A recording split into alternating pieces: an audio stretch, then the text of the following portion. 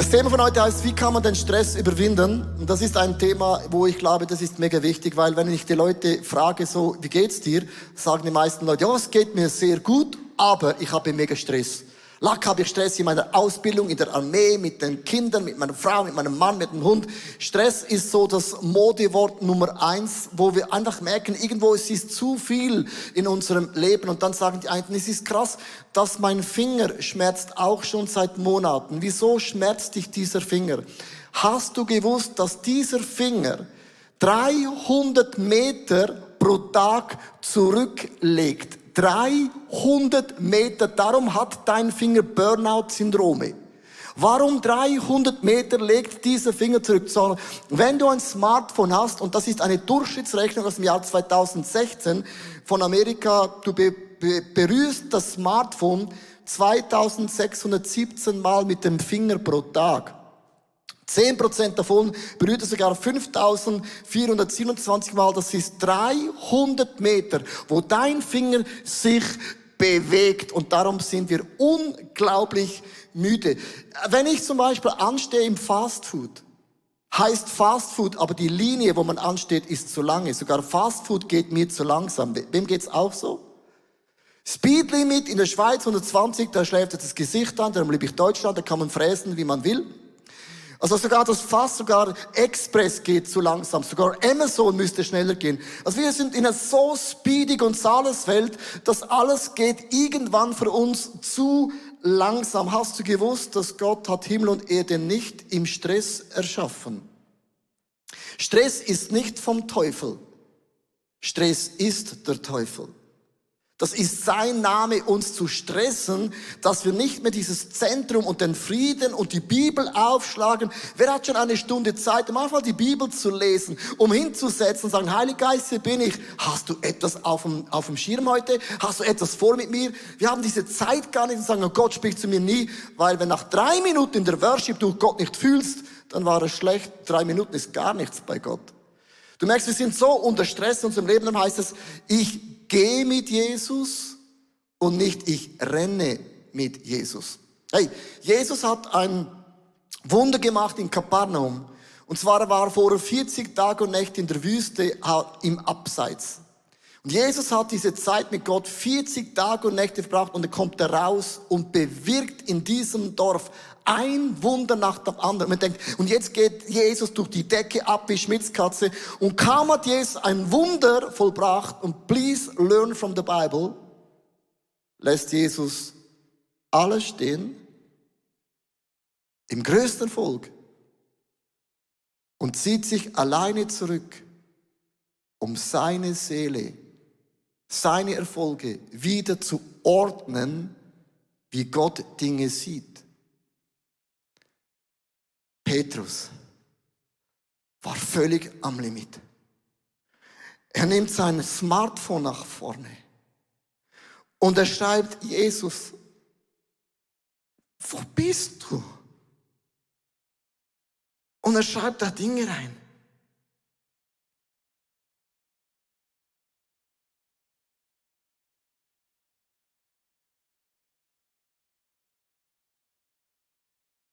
Dann gibt es einen Moment, wo du denkst, wo bleibt die Antwort? Hat er das Smartphone verlegt? Und dann schreibt Jesus zurück.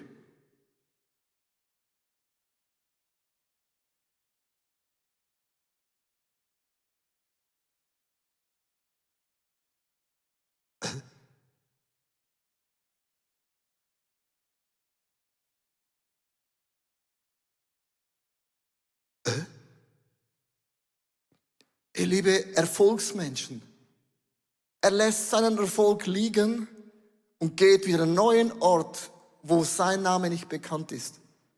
Hey, wenn wir von Jesus lernen möchten, lasst uns auch lernen, wie Jesus mit Erfolg umging. Er hat manchmal Dinge einfach stehen gelassen und gesagt, ich muss und ich will den Willen von meinem Vater vollbringen. Ich möchte dich einladen, dein Smartphone nach vorne zu holen, online, live, was auch immer, in welcher Halle du drin bist. Ich möchte euch 2 Fragen stellen. Und das sind einfache Fragen. Nimm dein Smartphone nach vorne, kannst einfach reinzoomen und dann bist du schon in unseren Fragen drin. Und mich nimmt das Wunder, wie ihr ganz konkret mit Stress in eurem Leben umgeht. Und das sind ganz, ganz einfache Fragen. Die erste Frage, die ich euch stelle, online und allen Locations, wo auch immer du bist, ist die erste Frage: In welchem Moment fühlst du dich am meisten gestresst? Bei der Dummheit von anderen oder bei der Dummheit von mir selber? Es ist so eine ganz einfache Frage mal. Was nervt dich? Was stresst dich total, weil du dumm bist oder weil andere dumm sind? Es gibt nur entweder oder, man kann nicht beides auswählen, genau. Für Multitasking, wow. Die Dummheit von mir selber, okay. Bei mir wäre es, das erste ist logisch, weil ich mache keine Fehler. Logisch nicht, also das ist unnötig, genau. Wow, cool, danke vielmals, die Statistik ist klar. Die zweite Frage ist, in welchen Momenten fühlst du dich, wie würdest du es dir fallen, 24 Stunden auf dein Handy zu verzichten? Also wie wäre es, du hättest 24 Stunden nicht dein Smartphone, fällt es dir schwer, leicht oder sehr, sehr leicht? Das mit Antworten, es wäre kein Thema für dich. Auch interessant, wo Leute sagen, sehr leicht, genau, schwer ist 80%. Und es ist nicht mehr so einfach heute, weil es könnte jemand anrufen und dir sagen, du hast 1 Million gewonnen bei der Lotterie. Und stell dir mal vor, du wärst nicht da. Das ist eine Katastrophe, oder? Also man ist immer online und das immer online zu sein ist ein Segen, aber auch eine ganz, ganz krasse Last. Danke, dass ihr da mitgemacht habt. Ich habe für mich ich reise ja, ich bin viel gereist, so muss ich sagen. Das Reisen ist mega schön, aber es gibt eine Sache, die stresst mich.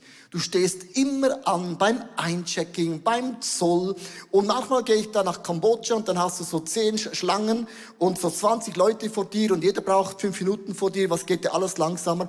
Und wenn ich dann da ausrechne, merke ich, oh meine Güte, das geht 1 Stunde, bis ich da durch bin und ich reise ja von Land zu Land zu Land, relativ für eine kurze Reise oft und das stresst. Und das hat mich immer genervt, wie langsam Menschen arbeiten können. Und ich habe eine Sache rausgefunden, Bubble Shooting. Ich bin beim Level 1649 und jetzt stehe ich da an, in Kambodscha, wo auch immer, nehme das nach vorne, denke, egal wie lang ist die Dings. Und Bubble Shooting ist so hobbylos. Weil du musst einfach das Zeugs reinigen, aufräumen. Du musst keine Vision haben, keine Strategie, einfach Bubble Shooting, Bombe zücken, Linie zücken. Und ich bin schon bei 1649, das ist schon ein 2-Jahres-Projekt. Und das hat mich mega in meinem Leben runtergebracht. Und ich möchte dir Folgendes sagen, man braucht Dinge im Leben, ich sage jetzt nicht Bubble Shooting, wo wir wieder zur Ruhe in unserem Leben finden. Was hat das zu tun mit dem Feind? Ich habe eine Auflistung gemacht, das Böse hat verschiedene Namen und es sind 5 Namen, die die Bibel eigentlich gebraucht für das Böse. Luzifer, der steht für den Verblender, er bewirkt Stolz in uns. Der Satan ist der Hinderer, er hindert mich daran, Gottes Güte an diesem Tisch zu erleben. Der Teufel, über den reden wir heute, der brüllende Löwe und auch den Antichristen. Heute geht es um den Teufel. Das ist die 3. Eigenschaft vom Feind, weil jede Eigenschaft hat eine Charaktereigenschaft. Der Teufel heißt übersetzt Diabolos. Das heißt der Durcheinanderbringer und er bringt Verwirrung in unser Leben hinein. Wie bringt der Teufel Verwirrung in unser Leben hinein? Jetzt ist eben so. Der Teufel ist nicht plump. Er kommt nicht vor deine Türe, kickt deine Türe, boom, wie Chuck Norris ein. Er kommt auch nicht vor deine Türe, klingelt und Dämonen sind da, rote Hörner. Du denkst, das ist der Teufel.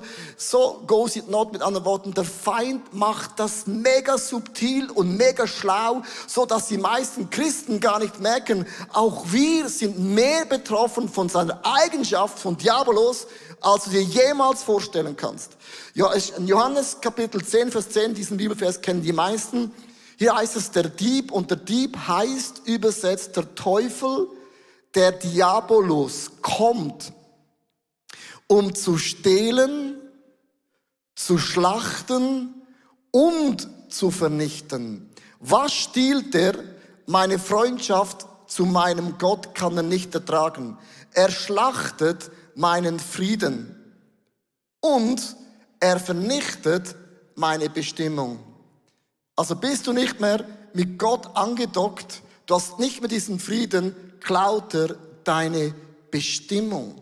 Und das ist die Strategie, der Feind ganz konkret anwählt, ganz subtil, ganz leicht und langsam. Wenn der Feind unsere Bestimmung nicht stehlen kann, dann wird er uns beschäftigen. Beschäftigung ist der Feind Nummer 1. Ich habe gesagt, Stress ist nicht der Teufel, sondern das ist der Teufel. Das macht er mega, mega perfid. Also, ich möchte euch mitnehmen in Geschichte. Weil ich möchte nicht zu fest auf Emotionen drücken, sondern ich möchte euch intellektuell mitnehmen, dass jede Erfindung, die es gab, war eine Erleichterung und auf die andere Seite auch eine Belastung. Man hat ja das Dynamit erfunden, um die Eisenbahnschienen durch das Gelände besser zu bauen. Man hat das weggesprengt. Das war eigentlich ein Segen gewesen, das Dynamit am Anfang. Da haben Leute gemerkt, wenn man Steine wegsprengen kann, kann man auch Menschen wegsprengen. Man hat die Erfindung genommen und hat sie missbraucht für etwas Negatives. Darum hat der Herr Nobel, der das Dynamit erfunden hat, dann gesagt, das geht nicht. Wir müssen Nobelpreise verleihen für Innovation, die Menschen dient. Also jeder Segen kann auch zu einem Fluch werden. Also ich nehme euch mit, warum sind wir im Jahr 2020 so gestresst? Warum ist das so? Ich nehme auch mit, geschichtlich auf der Elle de Wand, und zwar im 6. Jahrhundert haben Mönche Kloster gebaut und die Kloster waren das Zentrum gewesen von jedem Dorf. Und die Mönche mussten 7-mal pro Tag beten, aber jeder konnte beten nach seinem Gusto, nach deinem Rhythmus. Also du konntest 7-mal hintereinander beten und du konntest auch verteilen. Das war Wurst und Weckli, du hattest deinen eigenen Stil.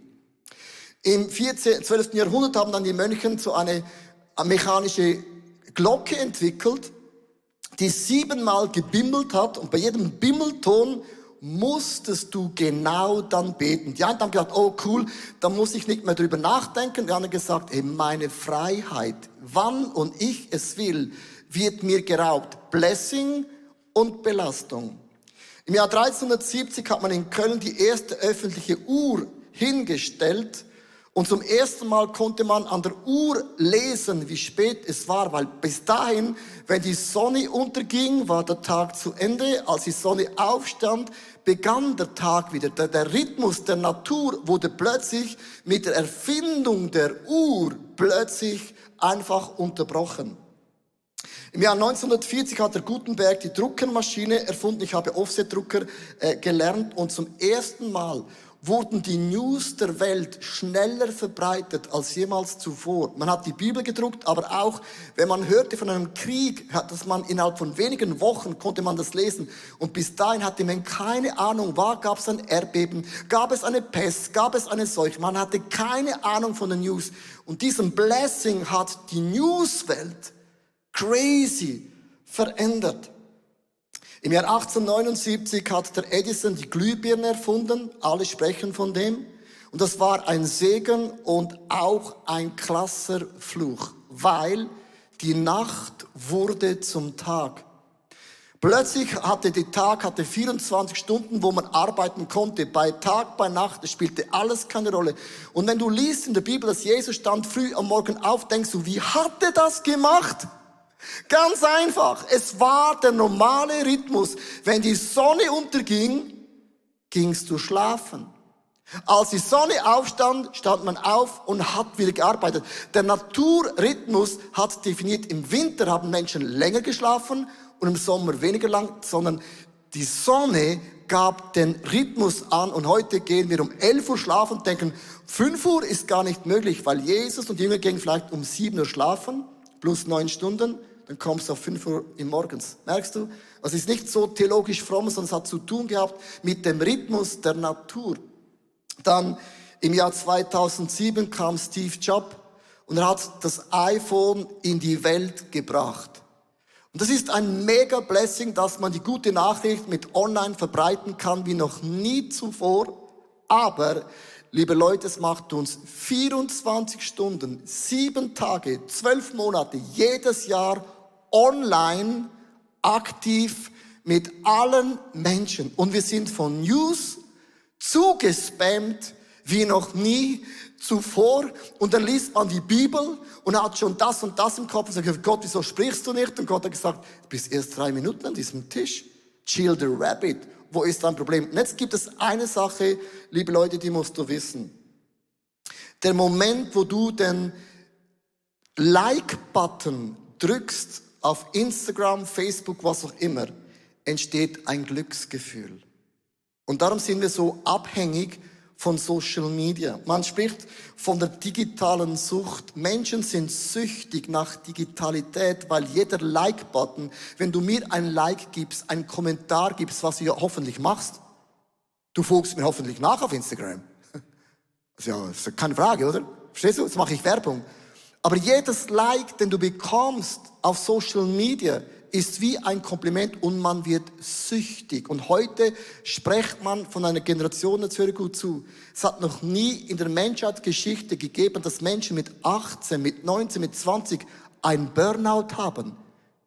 Das gab's nicht vor 100 Jahren, ist doch gar nicht möglich. Wir haben einen Burnout, wir sind zugespammt von News, Fake News, Real News, was auch immer News. Und wir haben das Gefühl, wir sind total wichtig, weil das Smartphone arbeitet ja für mich. Nein, du hast es bezahlt, das arbeitet, du hast es angestellt.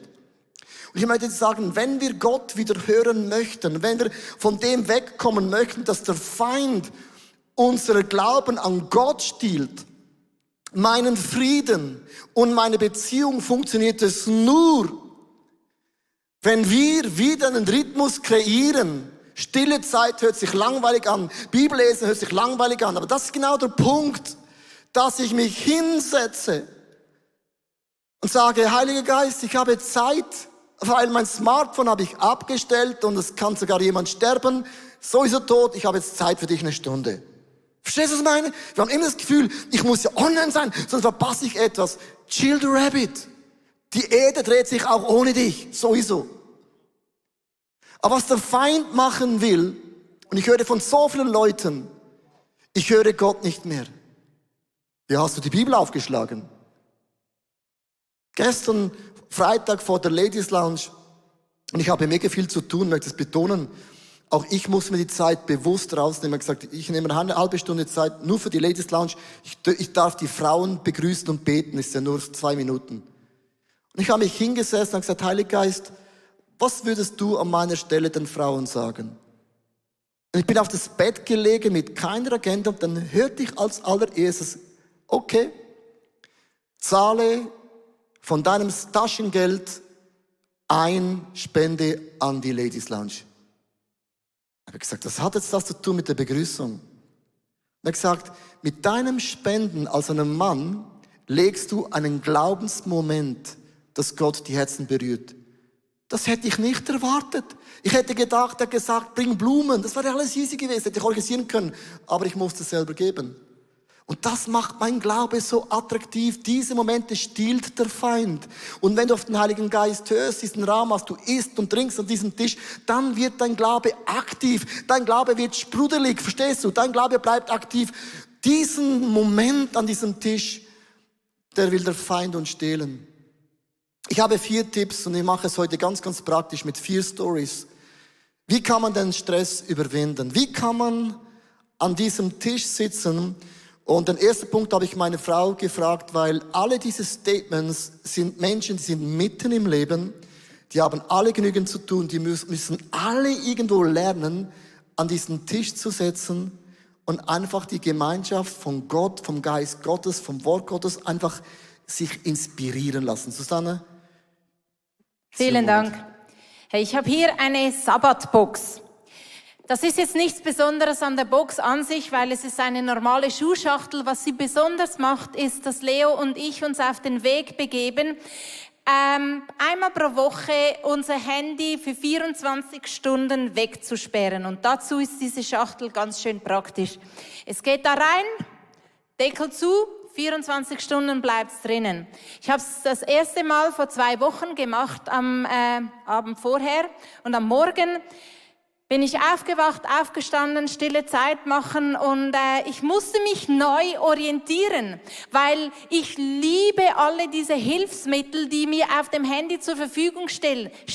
Worship hören über Spotify, dann all die verschiedenen Bible-Apps, all die verschiedenen Übersetzungen, was ich nachschlagen kann. Und ich habe mir überlegt, ja, Jesus, wie mache ich das denn jetzt ohne dieses Handy? Der Punkt ist, ein wunderschöner Vergleich. Zu Zeiten von Jesus, als er auf dieser Welt gelebt hat, waren die Römer aktiv. Sie haben Straßen gebaut und genau das hat den Jüngern später geholfen, dass sie das Evangelium viel einfacher verbreiten konnten. Aber ausgerechnet die Römer waren auch die Juden und die Israelis einfach unterdrückt hatten. Ein wunderschönes Bild für unsere Online, was wir alles haben. Eine super Möglichkeit, so viele Hilfsmittel. Aber wenn wir nicht einen Widerstand einbauen, laufen wir in Gefahr, dass wir versklavt davon werden. Und deswegen bin ich auf dem Weg, diese Sabbatbox zu benutzen und da hineinzuwachsen. Ich sage bewusst ein Hineinwachsen. Das ist meine Geschichte. Die nächste seht ihr per Clip. John Wesleys Frau war Mutter von 18 Kindern und ich kann mir vorstellen, dass ihr Alltag ziemlich voll war. Damit sie trotzdem Zeit mit Gott verbringen konnte, hatte sie sich jeweils eine Decke über den Kopf gezogen und da wussten die Kinder, jetzt dürfen wir Mom nicht stören, das ist ihre Zeit. Das mit der Decke habe ich selber nie ausprobiert. Ich bin mir auch nicht sicher, ob das mit meinen Kindern so funktionieren würde. Aber Stress und einen vollen Alltag, das kenne ich sehr gut. Und von morgens um 6 bis abends um 10 läuft das bei mir einfach so durch und dass ich da Zeit mit Gott verbringen kann, das war gar nicht so einfach. Ich habe mich vor längerer Zeit dazu entschieden, deshalb 1 Stunde früher aufzustehen, also um 5. Da habe ich Zeit für Sport, habe ich Zeit mit Gott, da habe ich einfach meine gute Zeit und niemand stört mich, denn alle schlafen noch, sogar der Hund. Und viel wichtiger als wann diese Zeit stattfindet, war mir, dass ich einen Zeitpunkt finde, den ich jeden Tag gleich einhalten kann. Also zur selben Zeit, am selben Ort. Denn so ritualisiert sich das Ganze und ich erspare mir den Aufwand und die Energie, das täglich neu einplanen zu müssen. Denn wenn ich das müsste, dann würde es wahrscheinlich nie stattfinden. Ganz ehrlich, ich bin ziemlich handysüchtig. So eine kurze Selbstdiagnose in der Bildschirmzeit-App zeigt, dass ich etwa 150 Pickups pro Tag und etwa 5,5 Stunden Bildschirmzeit habe. Ich bin ein absoluter News-, Netflix- und neue Technik-Junkie. Ich liebe all das Tolle und die Vereinfachung, die mit neuer Technik kommt. Und ich möchte diese Technikwunder auch nicht missen. Aber es ist unser soziales Dilemma. Unsere Smartphones, die sind so smart geworden, sie haben so viele clevere Apps drauf, dass sie unser Leben nicht nur angenehmer machen, sondern auch ziemlich absichtlich ein suchtähnliches Verhalten fördern. Mein Handy fühlt sich an wie ein drittes Kind. Ich habe 2 laute Jungs, 2 wilde Jungs, aber mein Handy scheint manchmal alles zu übertönen.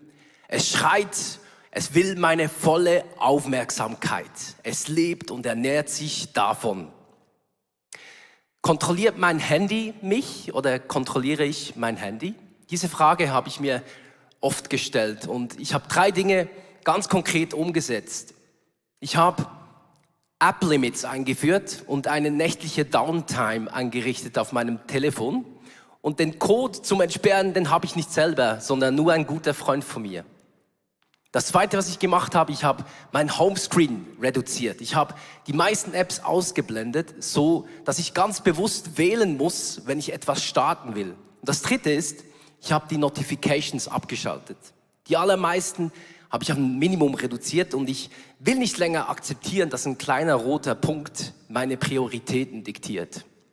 Ganz ehrlich, ich habe noch nicht alle Antworten, um mit dem Handystress gut umzugehen, aber ich will es nicht zulassen, dass diese digitalen Lebenshilfen dazu führen, dass ich das echte Leben verpasse. Das ist meine Geschichte.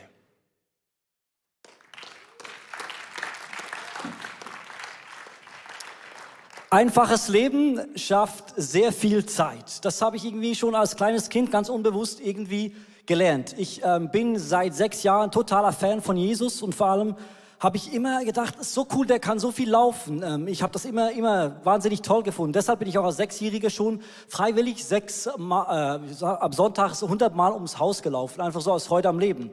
Da habe ich gedacht, ich finde es auch mehr cool, dass er mit so wenig Sachen auskommt und immer so durchs Land läuft. Und so habe ich sein Hobby zu meinem Hobby gemacht. Mein großes Hobby ist sehr leicht zu reisen. Wenn ich unterwegs bin, so 2 Wochen, 3 Wochen mit meinen Jungs, dann hier reicht das eigentlich vollkommen. Man kann ja auch mal die Unterhosen waschen oder so. Ist kein Problem, geht überall Wasser. Genau, mit meiner Frau sieht das ein bisschen anders aus, wenn ich mit ihr reise. Aber dazu komme ich später. Der Punkt ist, bis 40 habe ich in einem kleinen Zimmer gewohnt. Da hat halt nicht viel Platz. Und wenn ich dann jeweils umgezogen bin, dann habe ich meine Matratze, meine 5 Pullis und 5 Hosen ins Auto geschmissen von einem Kollegen und bin dann in die nächste Stadt gefahren, zum Beispiel nach Zürich.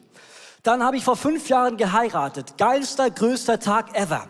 Aber der große Schock war 2 Wochen vorher. Ich mit meiner Frau in die Ikea und wir mussten ein Bett kaufen. Scheiße, dachte ich, jetzt habe ich ein Bett zu Hause stehen. Das kann ich nicht mehr in einem kleinen Auto einfach in die nächste Stadt zügeln. Und das habe ich wirklich gestresst. Unterdessen habe ich mich daran gewöhnt, ich liebe das kuschelige Bett, ich liebe meine Frau, ich liebe unsere kleine Wohnung. Der Punkt ist, ich habe immer noch ein riesengroßes Hobby, Ausmisten. Alle 2 Monate frage ich meine Frau, du, wollen wir nicht mal wieder ausmisten? Es macht total Spaß. Sie ist also halb begeistert, ich finde es total cool, weil ich denke, Ausmisten macht mich einfach glücklich. Es macht mich leichter, es macht das Leben einfach, es macht es so genießbar irgendwie. Wenn ich nur 2 Paar Schuhe habe, am Sonntagmorgen, es ist ziemlich einfach. Entweder nehme ich die im Regen gut durchkommen oder die anderen. Ist einfach einfacher. Wenn ich kein Auto habe, muss ich es nicht zur Reparatur bringen, ich muss mich nicht Sorgen machen, finde ich einen Parkplatz in der Stadt. Es macht es total einfach, gibt mir total viel Zeit. Wenn ich nur so ein kleines, scheißiges, altes Handy habe, das keine Filme abspielen kann, ich habe total viel Zeit. Ich kann mir nicht all diese Filmchen anschauen und ich denke mir wieder, oh, ich habe viel Zeit. Es ist schön, es macht das Leben einfach irgendwie. Ich muss jetzt ganz ehrlich sein, noch zum Schluss. Ich bin natürlich wie Jesus auch angewiesen auf meine Mitmenschen. Jesus brauchte das Boot seiner Jünger. Gut, er kam manchmal auch ohne Boot ans andere Ufer, das kann ich nicht, aber irgendwie, das finde ich auch toll. Ich brauche meine Mitmenschen. Wenn ich auf Skitour gehe, bin ich froh um Dave, der hat mir dann eine Skiausrüstung, einen Camper. Ohne ihn käme ich nicht weiter. Und ich denke, er ist doch ein bisschen biblischer, weil er teilt sehr gerne mit mir. Ich teile dann meine Begeisterung über das leichte Leben, aber er teilt bei mir seine Skiausrüstung. Ich bin sehr, sehr dankbar. Und in dem Sinne mache ich euch Mut, vielleicht zu überlegen, wo kann ich mein Leben noch ein bisschen vereinfachen, indem ich ein bisschen was loslasse, weil nackt bin ich gekommen, nackt gehe ich wieder. Come on. Hey, vielen Dank.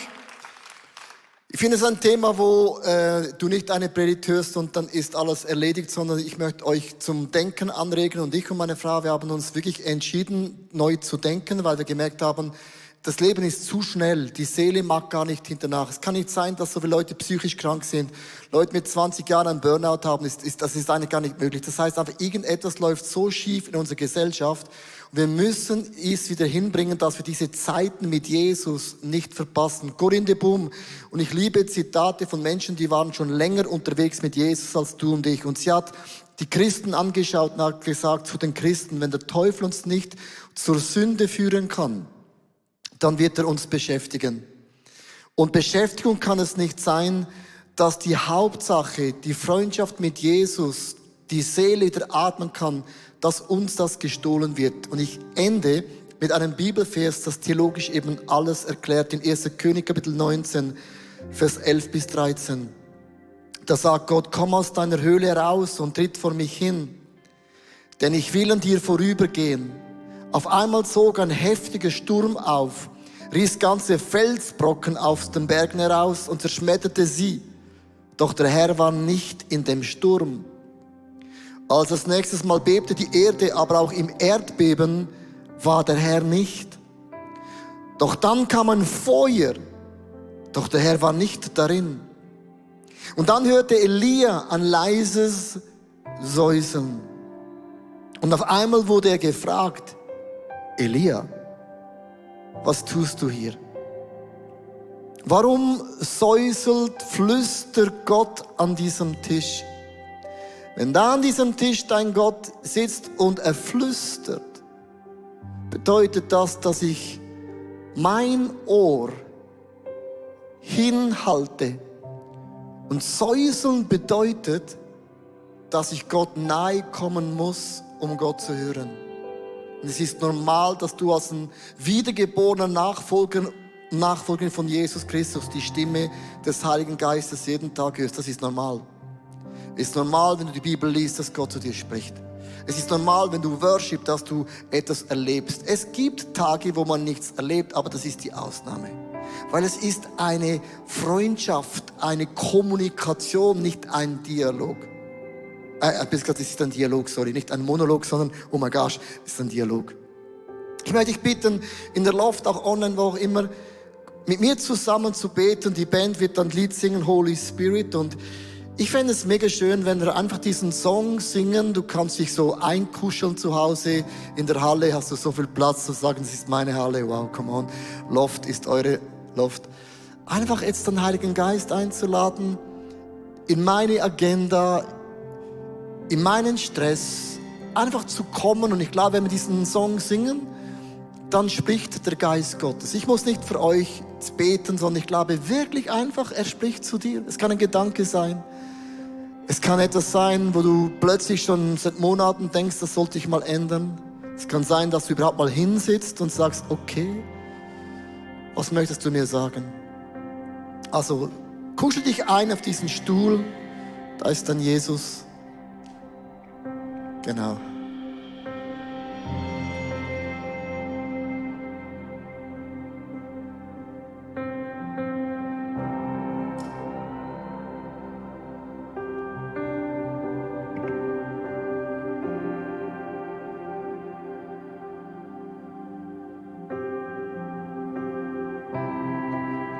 Und Heiliger Geist, ich möchte dir einfach Danke sagen, dass du mir jetzt begegnest.